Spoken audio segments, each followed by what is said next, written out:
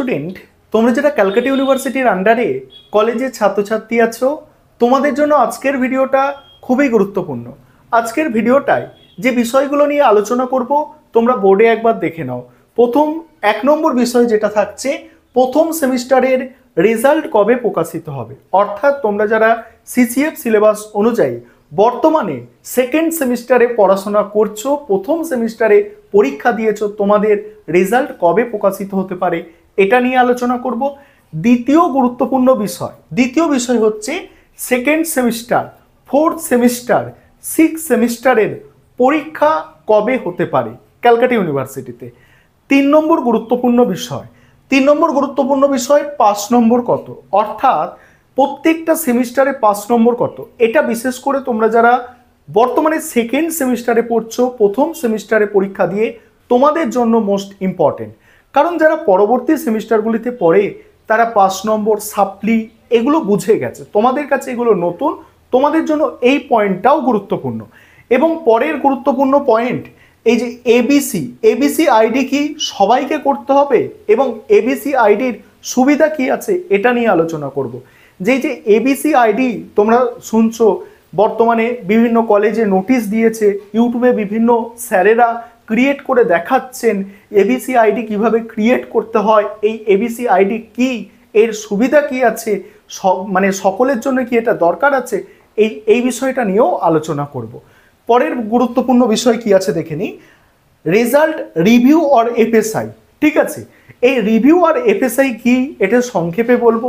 কাদের review করতে হবে, কাদের FSI করতে হবে এটা আগেও বলেছি, আজকে সংক্ষেপে বলবো, এবং দুটো একসাথে করা যায় কিনা সেটাও বলে দেব। তাহলে এক এক করে প্রথম থেকে বিষয়গুলো তোমরা একটু বুঝে নাও। প্রথম বিষয়, ফার্স্ট সেমিস্টারের রেজাল্ট কবে প্রকাশিত হবে। দেখো, এটা তোমাদের পরীক্ষা হয়েছিল ফেব্রুয়ারি মাস নাগাদ পরীক্ষা হয়েছিল। তাহলে ফেব্রুয়ারির পরে মার্চ, এপ্রিল, মে, ঠিক আছে, এপ্রিলের শেষে অর্থাৎ এই মাসের আজকে 1 তারিখ, এই মাসের শেষের দিকে বা মে মাসের প্রথম দিকে তোমাদের কিন্তু রেজাল্ট প্রকাশিত হবে। আরেকবার শুনে নাও, তোমরা যারা প্রথম সেমিস্টারে পরীক্ষা দিয়েছো, তোমাদের এপ্রিলের শেষে বা মে মাসের প্রথম দিকে রেজাল্ট প্রকাশিত হবে। আশা করি তোমরা এটা বুঝতে পারলে। পরের গুরুত্বপূর্ণ বিষয়, second semester, fourth semester, six সেমিস্টারের এক্সাম কবে। দেখো, তোমাদের সেকেন্ড সেমিস্টারের পরীক্ষা জুলাই মাসের দিকে হতে পারে। ভালো করে শোনো, সেকেন্ড সেমিস্টারের পরীক্ষা জুলাই মাসের দিকে হতে পারে এবং ফোর্থ সেমিস্টারের পরীক্ষা আগস্টে হবে, সিক্স সেমিস্টারের পরীক্ষা আরও আগে জুন মাসে হতে পারে। একটা বিষয় মনে রাখবে, ক্যালকাটা ইউনিভার্সিটি বা অন্যান্য ইউনিভার্সিটির ক্ষেত্রেও এই যে সেমিস্টার সিস্টেম, এটা 6 মান্থের মধ্যে কমপ্লিট করতে হবে, অর্থাৎ 6 মাসের মধ্যে কমপ্লিট করতে হবে। এই 6 মাসের মধ্যে পরীক্ষাটাকেও ধরতে হবে, অর্থাৎ তোমরা 5 মাসের মতো টাইম পাবে, কারণ 1 মাস ধরে পরীক্ষা, এই ফর্ম ফিল আপ এইসবগুলো চলতে থাকে। অর্থাৎ তোমরা যারা প্রথম সেমিস্টারে ধরো পরীক্ষা দিয়েছো, প্রথম সেমিস্টারে পরীক্ষাটা দিয়েছো, ধরো তোমাদের পরীক্ষা শেষ হয়েছে ফেব্রুয়ারি মাস অবধি। ফেব্রুয়ারি যদি ধরো, ফেব্রুয়ারি, মার্চ, এপ্রিল, মে, জুন, জুলাই, ওই জন্য তোমাদের বললাম আমি জুলাই মাসের শেষের দিকে তোমাদের সেকেন্ড সেমিস্টারের পরীক্ষা হবে। এবং তোমরা যারা ফোর্থ সেমিস্টারের পরীক্ষা দেবে, অর্থাৎ থার্ড সেমিস্টারে তোমরা বর্তমানে পরীক্ষা দিচ্ছ, পরবর্তীকালে ফোর্থ সেমিস্টারের পরীক্ষা দেবে, তোমাদের এটা আগস্টের মাঝখানে বা আগস্টের শেষের দিকে পরীক্ষাটা শুরু হবে। এবং তোমরা যারা বর্তমানে ফিফথ সেমিস্টারের রেজাল্ট হাতে পেয়ে গেছো, সিক্স সেমিস্টারে পড়াশোনা করছো, তোমাদের পরীক্ষাটা জুন মাসের শেষের দিকে হবে। তাহলে বুঝতে পারলে যে ইভেন্ট সেমিস্টারের পরীক্ষাগুলো কবে হতে পারে ক্যালকাটা ইউনিভার্সিটিতে। এবারে পরের গুরুত্বপূর্ণ বিষয় 5 নম্বর কত। 5 নম্বর হচ্ছে 30%। 30% মানে একটু বুঝতে হবে তোমাদের, 100 নম্বরের যদি পরীক্ষা হয় তার মধ্যে তোমাদের 30 পেতে হবে। এইভাবে বিভিন্ন পেপারের নম্বর বিভাজনটা আলাদা, সেইভাবে তোমাদের একটু ক্যালকুলেট করে নিতে হবে। যেমন কিছু সাবজেক্ট আছে 50 নম্বরের পরীক্ষা, সেখানে 15 পেতে হবে। কিছু সাবজেক্ট আছে 75-এ পরীক্ষা, 75-এ পরীক্ষা হলে সেখানে 24-23 পেতে হচ্ছে। ঠিক আছে, 75-এ পরীক্ষা হলে 23 পেতে হচ্ছে পাস করার জন্য। অর্থাৎ তোমার 23 পেতে হচ্ছে, এবং তোমার যদি 80-তে পরীক্ষা হয় সেক্ষেত্রে 24 পেতে হচ্ছে, আর 65-তে পরীক্ষা হলে তোমাকে 20 পেতে হচ্ছে। এই হচ্ছে তোমার মোটামুটি যেগুলো বেশি তোমাদের নম্বর ডিভিশন আছে বেশিরভাগ সাবজেক্টে, সেগুলো একটু বলে দিলাম। 50-এ 15, 75-এ 23, 80-তে 24, 65-তে 20, এইগুলো হচ্ছে তোমাদের 5 নম্বর। আরেকটা বিষয় তোমাদের অনেকের মনে প্রশ্ন আছে যে আমরা যদি অনার্স পেপারের প্রত্যেকটা অনার্স পেপারে সাপ্লি এসে যায় 5 নম্বরের থেকে কম পাই, তাহলে কি অনার্স কেটে যাবে, অনার্স কি থাকবে না? এরকম কোনো ব্যাপার নেই। ক্যালকাটা ইউনিভার্সিটিতে তোমরা সাপ্লিমেন্টারি পরীক্ষা দিতে পারবে, ঠিক আছে? সাপ্লিমেন্টারি পরীক্ষা দিয়ে দেবে, সেখানে সাপ্লি ক্লিয়ার করে নেবে, তোমাদের অনার্স কিন্তু কেটে যাবে না। তবে ভালো করে পড়াশোনা করতে হবে। প্রত্যেকটা সেমিস্টারে যদি সাপ্লি থাকে, সাপ্লি এইভাবে চলতে থাকে, শেষ পর্যন্ত কিন্তু গ্র্যাজুয়েশনটা কমপ্লিট করাই হবে না। কারণ তোমাদের কলেজের 2 বছর এক্সট্রা সময় দেওয়া হয়, অর্থাৎ তোমাদের কোর্সের যে সময়টা আছে, অর্থাৎ এমডিসি কোর্স পাস কোর্সের ক্ষেত্রে 3 বছর এক্সট্রা 2 বছর দেওয়া হবে, অনার্স কোর্সের ক্ষেত্রে 4 বছর আরও এক্সট্রা 2 বছর দেওয়া হবে এইসব সাপ্লি আর ক্লিয়ার করার জন্য। তার বেশি সময় দেওয়া হবে না, সেই তার মধ্যে তো ক্লিয়ার করতে হবে। সেই কারণে তোমাদের বলছি সাপ্লি থাকলে কোনো সমস্যা নেই, তবে সাপ্লিটা যাতে আর না আসে সেটাকে একটু খেয়াল রাখতে হবে তোমাদের।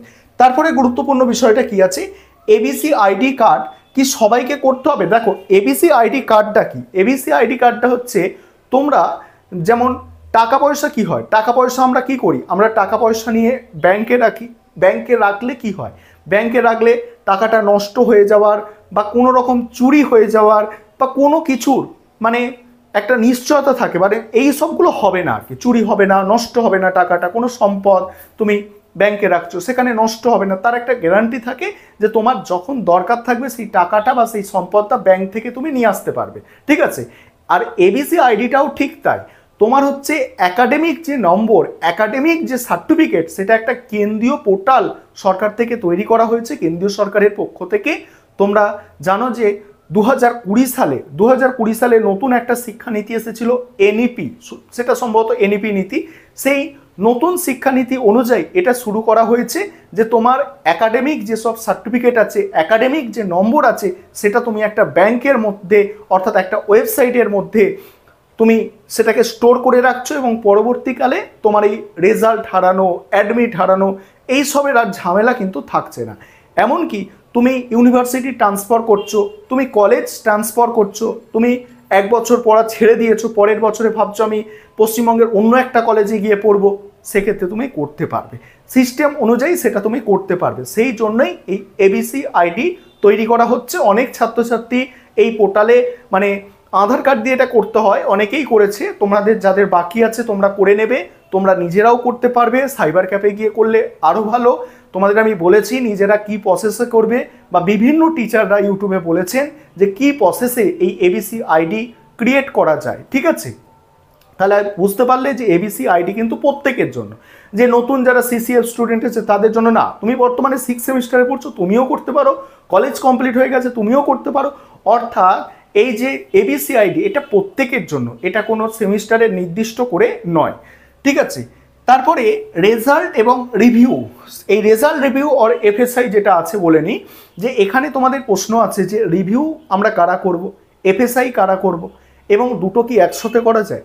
বলে রাখি, রিভিউ কারা করবে, তোমাদের যাদের মনে হচ্ছে যে আমার 80 নম্বরের পরীক্ষা দিয়েছি বা 65 নম্বরের পরীক্ষা দিয়েছি বা 75 নম্বরের পরীক্ষা দিয়েছি, সেখানে আমি কিন্তু 40 নম্বর পেয়েছি, আমার 50 নম্বর হতে পারতো, আমি 40 নম্বর পেয়েছি, ঠিক আছে? অর্থাৎ তোমার যেটা আশা ছিল নম্বরের, অর্থাৎ যেটা এক্সপেক্ট করতে তার থেকে 5-10 নম্বর কম পেয়েছো, সেক্ষেত্রে তুমি রিভিউ করতে দাও।